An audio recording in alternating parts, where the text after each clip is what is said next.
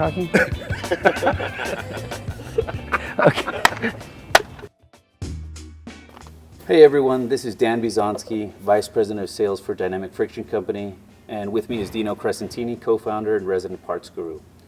What we're going to talk about today is something that comes up in the field where it's a lot of complaints about hardware not fitting properly, falling out of the caliper, and also why hardware causes a lot of comebacks.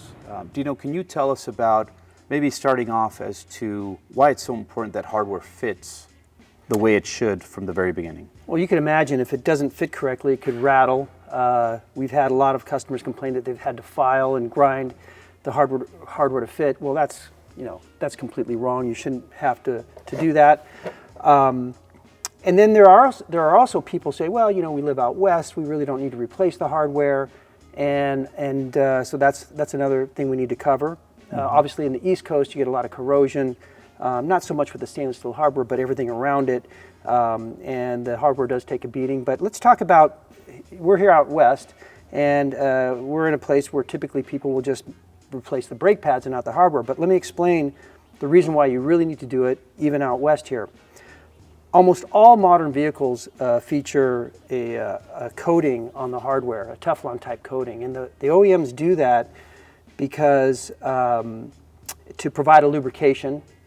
Again, it's something that they do in addition to shims and other things they do to the brake pads just to try to reduce noise in the system. So here you have a case, if you can focus in on it. This is the backside of the caliper of the hardware that came off this vehicle. This is a fairly new F-150, and it came OEM with the Teflon coating on the back, but as you can see, it's worn through. So the benefits of the Teflon, you can see against the new one, are completely gone in this one. So that feature and its ability to solve a noise problem is now gone with these. And by the way, this is the OEM solution to reducing the noise at the hardware level. The aftermarket solution tends to be applying grease to the hardware, which is really something you don't want to do, because almost immediately after the car leaves the shop, you're going to attract grit and grime and everything. And so everything you tried to solve by applying the grease, you just threw out the window as soon as it attracts the grit.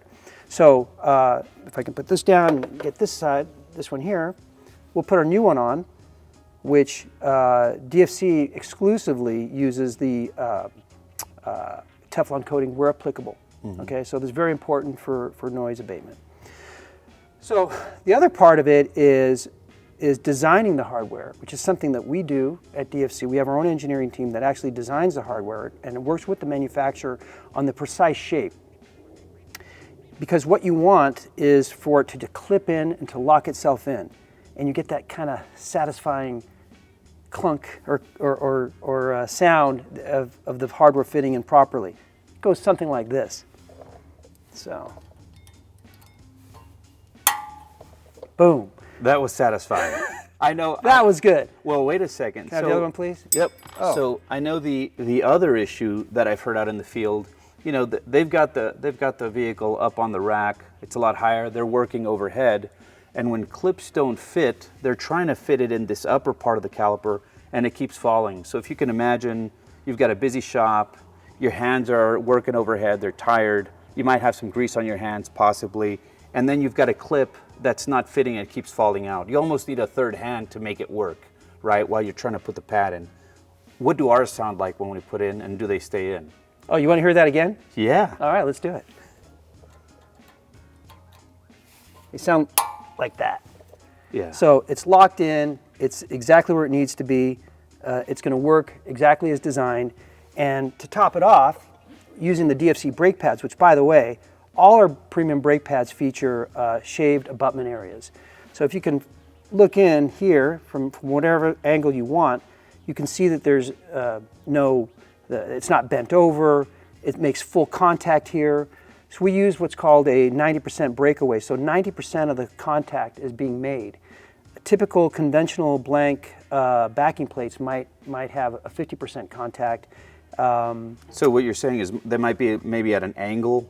They're not cut parallel. That's exactly right. And they're not making full contact, which could create noise problems and actually even fitment problems. I mean, how many times have you been to a shop where the guy says, yeah, I had to buy these pads from somebody else and I had to grind them to fit? Well, that should never happen.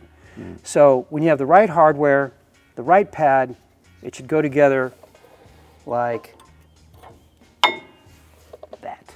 That was satisfying. That was really satisfying. That's about it. That's what covers really what we do when we're the clips that we're including with the hardware, with the brake pads.